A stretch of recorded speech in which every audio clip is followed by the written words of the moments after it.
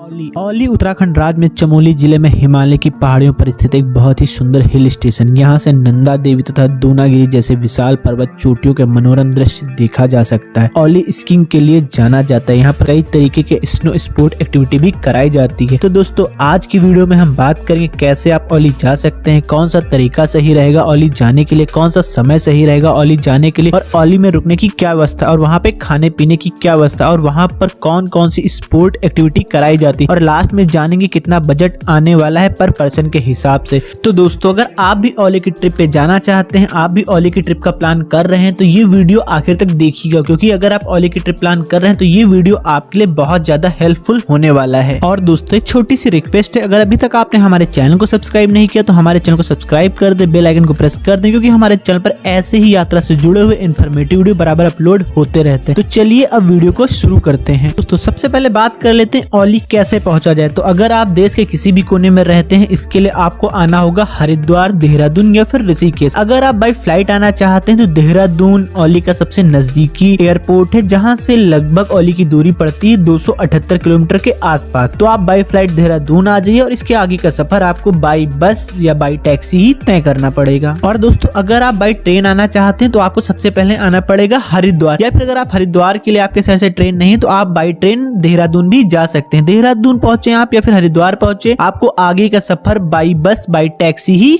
करना पड़ेगा। तो दोस्तों अब बात आती है हरिद्वार पहुंचने के बाद आप औली कैसे जा सकते हैं। तो औली पहुंचने के लिए सबसे पहले आपको पहुंचना है जोशीमठ। जोशीमठ हरिद्वार से लगभग 275 किलोमीटर की दूरी के आसपास पड़ता है। इस दूरी को तय करने के लिए आपके पास 3 ऑप्शन है। तो दोस्तों अगर सबसे पहले ऑप्शन की बात करें तो आप हरिद्वार से प्राइवेट टैक्सी करके भी औली तक जा सकते हैं, और इसके बाद अगर दूसरे ऑप्शन की बात करें तो आप हरिद्वार से बहुत सारी बसें जोशीमठ के लिए चलती हैं, तो आप बाई बस भी जोशीमठ तक जा सकते हैं। इसके अलावा तीसरा ऑप्शन आता है, अगर आप अपनी बाइक या फिर अपनी कार लेके आ रहे हैं तो भी आप अपनी कार और बाइक जोशीमठ तक लेकर जा सकते हैं। आपको किसी भी प्रकार की कहीं भी कोई समस्या नहीं होने वाली है। अब यहाँ पे बात कर लेते हैं सबसे सस्ते तरीके की। तो अगर आप बाई बस हरिद्वार से जोशीमठ जाना चाहते हैं तो इसके लिए हरिद्वार से रोज सुबह 5 बजे से लेकर 9 बजे तक जोशीमठ के लिए कई सारी बसें चलती हैं, तो आप उन बसों से जोशीमठ तक जा सकते हैं। अगर बस की किराए की बात करो तो लगभग 650 रुपए से लेकर 700 रुपए के आसपास बस का टिकट मिलता है, अगर आप ऑनलाइन तरीके से बस की टिकट करते हैं तो। अब यहाँ पे बात आती है आपको बस की टिकट ऑनलाइन लेनी चाहिए फिर ऑफलाइन। आप बस की टिकट ऑफलाइन भी ले सकते हैं, सीधे बस स्टॉप पे जाकर अगर आप बस में बैठ जाते हैं तो आपको ऑफलाइन टिकट भी मिल जाता है, और ये टिकट 100 से 150 रुपए सस्ता भी पड़ता है। अगर आप ऑनलाइन टिकट करते हैं तो 650 रुपए से लेकर 700 रुपए तक भी टिकट पड़ सकती है। अगर यही आप बस में बैठ के जाके टिकट करते हैं तो आपको 500 रुपए के आसपास भी पड़ सकता है। लेकिन अगर आप ऑनलाइन तरीके से टिकट कर लेंगे तो इसमें आपको एक आसानी होगी, आपको मनचाही सीट मिल जाएगी और आपको बहुत ज्यादा भीड़ में बैठने की दिक्कत भी नहीं होगी, क्योंकि कई बार ऐसा होता है कि बस पूरी फुल हो जाती है तो आपको अपनी मनचाही सीट भी नहीं मिलती और कई बार बस में टिकट भी नहीं मिल पाती है। तो दोस्तों अगर आप ऑनलाइन तरीके से बस की बुकिंग करना चाहते हैं तो बहुत सारे ऐप आते हैं जिससे आप अपनी ऑनलाइन बुकिंग कर सकते हैं, जैसे रेड बस हो गया, मेक माई ट्रिप हो गया। इन दोनों एप्लीकेशन से जाके आप बस की टिकट कर सकते हैं। मैं यहाँ पे किसी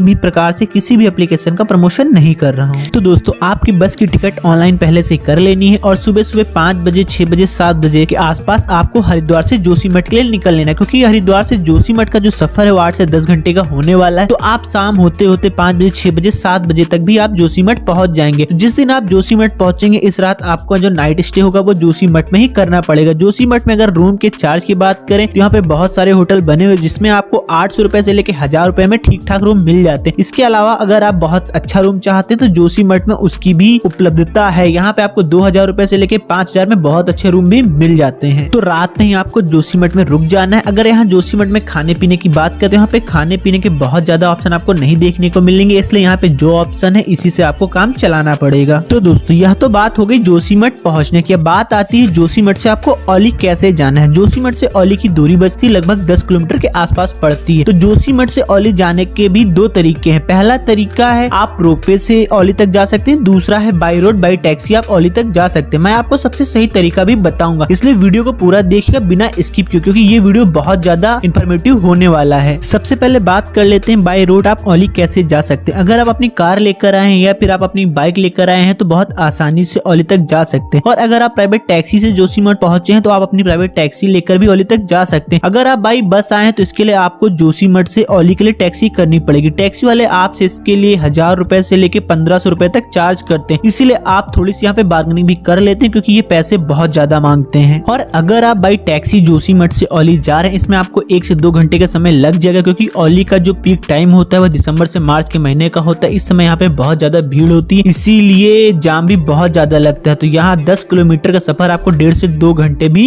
लग जाते हैं तय करने में। और टैक्सी वाले ले जाकर आपको GMVN रिसोर्ट के पास में ड्रॉप कर देंगे। इसके आगे आपको ट्रैकिंग करके ही जाना पड़ेगा, क्योंकि इसके आगे का रास्ता खत्म हो जाता है। इसलिए आप इसके आगे ना तो अपनी बाइक लेकर जा सकते हैं, ना ही अपनी कार लेकर जा सकते हैं, ना ही कोई टैक्सी आगे जा सकती है। और दोस्तों अगर आप औली में नाइट स्टे करना चाहते हैं तो यहीं पे GMVN का गेस्ट हाउस बने हुए हैं और कुछ हट्स भी बने हुए हैं जहाँ पे जाके आप नाइट स्टे कर सकते हैं। अगर आप GMVN के गेस्ट हाउस में रुकना चाहते हैं तो इसकी बुकिंग ऑनलाइन पहले से हो जाती है, तो आप ऑनलाइन बुकिंग पहले से करा सकते हैं। अगर GMVN के गेस्ट हाउस के चार्ज की बात करें तो यहाँ आपको 1000 रुपए से लेकर 3000 रुपए में अलग अलग प्रकार के रूम मिल जाते हैं, जिसकी बुकिंग आप GMVN के ऑफिशियल वेबसाइट पर जाके कर सकते हैं। औली पहुंचने के बाद औली के टॉप पॉइंट पे जाने के लिए आपको चेयरलिफ्ट कार का सहारा लेना पड़ता है। वहाँ पे चेयरलिफ्ट कार चलती है जिसका टिकट 500 रुपए पर पर्सन के हिसाब से होता है। इससे आप औली के टॉप पॉइंट तक जा सकते हैं। औली के टॉप पॉइंट पहुंचने के लिए टोटल 10 पॉइंट बनाए गए हुए, 1 नंबर से लेके 10 नंबर तक। तो जितने भी सैलानी जाते हैं वो अधिकतम 8 नंबर पॉइंट पर रुकते हैं, क्योंकि यहाँ पे बहुत ज्यादा आपको स्नो देखने को मिल जाती है और यहाँ पे स्कीइंग कराई जाती है और कई प्रकार की स्पोर्ट एक्टिविटी भी कराई जाती है। हालांकि चेयर कार पॉइंट नंबर 10 तक भी जाती है, लेकिन वहाँ पर आपको बहुत कम लोग ही जाते हुए दिखेंगे, क्योंकि सारी सुविधाएं सब कुछ पॉइंट नंबर 8 पे ही आपको देखने को मिल जाएंगी। तो अगर आप 8 नंबर पॉइंट पर बर्फ नहीं मिलती है तो आप 10 नंबर पॉइंट तक जा सकते हैं, लेकिन अगर आपको 8 नंबर पॉइंट पे स्नो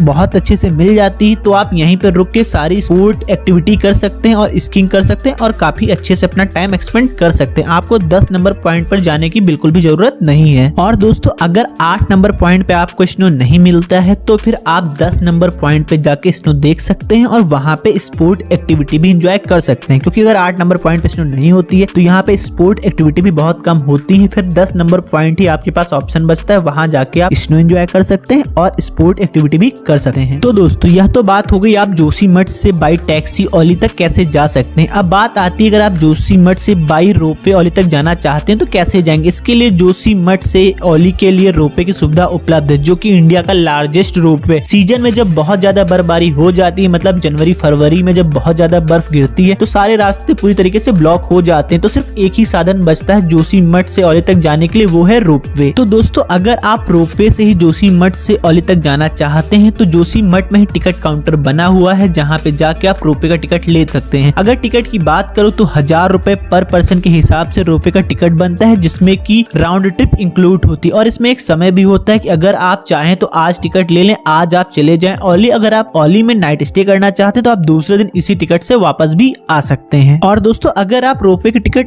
ऑनलाइन लेना चाहते हैं तो रोपवे की टिकट ऑनलाइन में मिल जाती है, और मैं सजेस्ट करूंगा कि आप पहले से ऑनलाइन टिकट ले ले रोपवे की, इससे आपको कोई भी समस्या नहीं होगी। क्योंकि कई बार ऐसा होता है बहुत ज्यादा सैलानी पहुंच जाते हैं तो वहाँ पे आपको टिकट लेने में दिक्कत होती है, और कई बार तो सुबह 4 बजे से लंबी लंबी लाइन लग जाती है। अगर आप ऑनलाइन टिकट लेना चाहते हैं तो इस वेबसाइट पे जाके आप ऑनलाइन टिकट रोपवे का ले सकते हैं। और दोस्तों अगर आप रोपवे से जोशीमठ से औली जा रहे हैं तो आपको एक चीज और ध्यान देने की, जो रोपवे का समय है वो पूरी तरीके से फिक्स है। सुबह 9:30 बजे से लेके शाम को 4:15 तक ही रोपवे चलता है, इसके बाद रोपवे नहीं चलता है। और वापसी में भी आपको ये चीज ध्यान देनी है कि 4:15 वाले रोपवे से वापस आ जाने, क्योंकि 4:15 के बाद कोई भी रोपवे वापस नहीं आता है, फिर आपको ना चाहते हुए भी औली में ही नाइट स्टे करना पड़ेगा। और दोस्तों अगर आप स्नो में एंजॉय करने के लिए स्नो शूज, स्नो ड्रेस किराए पे लेना चाहते हैं तो जोशीमठ में बहुत सारी दुकानें बनी हुई जहां से आपको रेंटेड स्नो शूज और स्नो ड्रेस अवेलेबल हो जाती है, जिसका किराया लगभग 200 रुपए से लेकर 250 रुपए के आसपास आपको देना पड़ता है। और अगर आप सिर्फ स्नो शूज किराए पे लेना चाहते हैं तो इसका किराया आपको 50 रुपए देना पड़ेगा। तो दोस्तों ये दोनों तरीके थे आप औली कैसे जा सकते हैं। हमारे हिसाब से सबसे सही तरीका रहेगा आप सुबह सुबह हरिद्वार से निकलिए जोशीमठ के लिए और पहले से अपनी अगले दिन की रोपवे की टिकट ले लें, और रोपवे की टिकट लेने के बाद आप दूसरे दिन सुबह मॉर्निंग में रोपवे से औली पहुंचिए, औली में 3-4 घंटे एंजॉय करिए और फिर रोपवे के थ्रू वापस जोशीमठ आ जाइए। सबसे सही तरीका रहेगा आपको औली एक्सप्लोर करने के लिए। तो दोस्तों थोड़ी सी बात कर लेते हैं औली पहुंचने के बाद आप कौन कौन सी स्पोर्ट एक्टिविटी कर सकते हैं। आप वहां पे पहुंचने के बाद स्कीइंग कर सकते हैं। अगर आप पूरे दिन के लिए स्कीइंग करना चाहते हैं तो यहाँ पे आपको 2000 रुपए से लेकर 3000 रुपए के आसपास चार्ज देना पड़ेगा। अगर आप 1 घंटे के लिए स्कीइंग करना चाहते हैं तो आपको इसके लिए 500 रुपए का चार्ज देना पड़ेगा, और इसमें आपको बेसिक रूप से थोड़ी सी ट्रेनिंग भी दी जाती है। इसके बाद आप 1 घंटे तक स्कीइंग एंजॉय कर सकते हैं। इसके अलावा दोस्तों आप वहाँ पे स्नो बोर्डिंग भी कर सकते हैं। स्नो बोर्डिंग के चार्ज की बात करूँ तो आपको अगर पूरे दिन के लिए स्नो बोर्डिंग करनी है तो आपको 2000 रुपए से लेकर 3000 रुपए के आसपास देना पड़ेगा। अगर आप 1 घंटे के लिए स्नो बोर्डिंग करना चाहते हैं तो इसके लिए भी आपको 400 रुपए से 500 रुपए के आसपास देना पड़ सकता है। और यहाँ पे आप इन सभी चार्ज में थोड़ी बहुत बार्गेनिंग भी कर लेते हो, क्योंकि सीजन में यहाँ पे स्पोर्ट एक्टिविटी सारी कराई जाती है जनवरी फरवरी मार्च, तो यहाँ पे पैसे भी अनाप शनाप बताए जाते हैं। तो अगर आप बार्गेनिंग कर लेते हैं अच्छे तो इसमें आप थोड़े से अपने पैसे भी बचा सकते हैं। इसके अलावा दोस्तों यहाँ पे स्नो ट्यूब राइडिंग भी कराई जाती है, जिसका किराया 100 रुपए एक राइड का लिया जाता है। मतलब एक बार ट्यूब राइडिंग करने के लिए आपको 100 रुपए देने पड़ते हैं। और दोस्तों अगर आप ओली के टॉप पॉइंट तक जाते हैं, मतलब पॉइंट नंबर 10 तक जाते हैं, तो यहाँ पे एक आर्टिफिशियल लेक भी है। अगर आप जनवरी फरवरी में जाएंगे तो ये आपको पूरी तरीके से जमी हुई मिलेगी। अगर आप फरवरी के बाद जाते हैं तो यहाँ पे आपको इस आर्टिफिशियल लेक में पानी भी देखने को मिल जाता है। इसके अलावा दोस्तों ओली में आप स्नो बाइक राइडिंग का भी आनंद ले सकते हैं। यहाँ पे स्नो बाइक राइडिंग भी होती है। ओली एक बहुत ही सुंदर हिल स्टेशन है। जनवरी से फरवरी में बहुत से सैलानी यहाँ पहुँचते हैं। यहाँ से नंदा देवी पर्वत की खूबसूरत नजारों का लुत्फ उठाया जा सकता है। तो दोस्तों अगर आप कहीं हिल स्टेशन की ट्रिप प्लान कर रहे हैं तो ओली आपके लिए बहुत अच्छा ऑप्शन हो सकता है। तो दोस्तों थोड़ी सी बात कर लेते हैं कौन सा सही समय रहेगा आपकी ओली ट्रिप प्लान करने के लिए। तो दिसंबर जनवरी फरवरी ये 3 महीने ओली ट्रिप प्लान करने के लिए सबसे अच्छे माने जाते हैं, क्योंकि इसी समय यहाँ पे बहुत ज्यादा स्नो देखने को मिलती है और यहाँ पे हर तरीके की स्नो स्पोर्ट एक्टिविटी भी कराई जाती है। अगर आप मार्च के बाद में जाते हैं तो आपको यहाँ पे स्नो देखने को नहीं मिलेगी, तो आपको बहुत ज्यादा मजा नहीं आने वाला है ओली में। तो अगर आप ओली की ट्रिप प्लान कर रहे हैं तो दिसंबर जनवरी फरवरी इन 3 महीने में आप कभी भी ओली की ट्रिप प्लान कर सकते हैं। और दोस्तों अगर आप मार्च के बाद में ओली की ट्रिप प्लान कर रहे हैं तो मैं यहाँ पे एक सजेशन दूंगा कि अगर आप मार्च के बाद ओली की ट्रिप प्लान कर रहे हैं तो इसमें बद्रीनाथ धाम, माड़ा गांव और फ्लावर वैली को भी शामिल कर लें। ये एक हफ्ते के आसपास का प्लान बनेगा। इसमें आप ओली, फ्लावर वैली, माड़ा गांव और बद्रीनाथ के दर्शन कर लेंगे। तो दोस्तों आखिर में बात आती है कि ओली टूर प्लान में आपका कितना खर्च आने वाला है। अगर मैं एक पर्सन की बात करूं, बाई बस हरिद्वार से जोशीमठ जाता है, रोपवे से वो ओली जाता है, फिर चेयर कार से वो ओली के टॉप पॉइंट पे जाता है, तो लगभग 5000 रुपए के आसपास पर पर्सन का खर्च आने वाला है। अगर आप 4 लोग आ रहे हैं तो हरिद्वार से टैक्सी हायर कर लीजिए। टैक्सी हायर करने के बाद अगर आप ओली तक जाते हैं तो पर पर्सन के हिसाब से 6 से 7 हजार रुपए खर्च आने वाला है, क्योंकि ओली में थोड़ा सा एक्सपेंस ज्यादा करने पड़ सकते हैं, क्योंकि 1000 रुपए तो आपके रुपए की टिकट हो जाती है। अगर आप टैक्सी बुक करते हैं जोशीमठ से ओली के लिए तो 1000 रुपए से 1500 रुपए आपको उसके भी देने पड़ते हैं। अब दोस्तों यहाँ पे सिर्फ एक ही सवाल बचता है, अगर आप ओली की ट्रिप प्लान करें तो कितने दिन की करनी चाहिए। तो हरिद्वार पहुंचने के बाद अगर सिर्फ ओली की ट्रिप प्लान करते हैं तो 3 दिन में आप बहुत आसानी से ओली की ट्रिप एक्सप्लोर कर सकते हैं। पहले दिन आप हरिद्वार से जोशीमठ पहुंच जाएंगे, दूसरे दिन आप जोशीमठ से ओली घूमने जाएंगे, घूमने के बाद फिर जोशीमठ आ जाएंगे और तीसरे दिन आप जोशीमठ से फिर हरिद्वार आ सकते हैं। अगर आपका प्लान ओली में एक नाइट स्टे करने का है तो इसमें आपको हरिद्वार पहुंचने के बाद 4 दिन का टाइम लगने वाला है। तो दोस्तों यह था ओली ट्रिप का प्लान। कैसे आपको ओली जाना है, कैसे आपको ओली घूमना है, कितना खर्च आने वाला है, कितने दिन के लिए आपको ओली की ट्रिप प्लान करनी चाहिए। इसके अलावा भी अगर कोई सवाल है आपके मन में ओली की ट्रिप प्लान करते समय तो कमेंट बॉक्स में आप कमेंट कर सकते हैं, जिसका रिस्पॉन्स आपको तुरंत दिया जाएगा। और दोस्तों अगर अभी तक आपने हमारे चैनल को सब्सक्राइब नहीं किया तो हमारे चैनल को सब्सक्राइब कर दें और जो रेड कलर का सब्सक्राइब बटन दिख रहा है इस पे क्लिक कर दें और बेल आइकन को प्रेस कर दें, क्योंकि हमारे चैनल पर ऐसे ही यात्रा से जुड़े हुए इन्फॉर्मेटिव वीडियो बराबर अपलोड होते रहते हैं। मिलते हैं आपसे नेक्स्ट वीडियो में नेक्स्ट टॉपिक पे, तब तक के लिए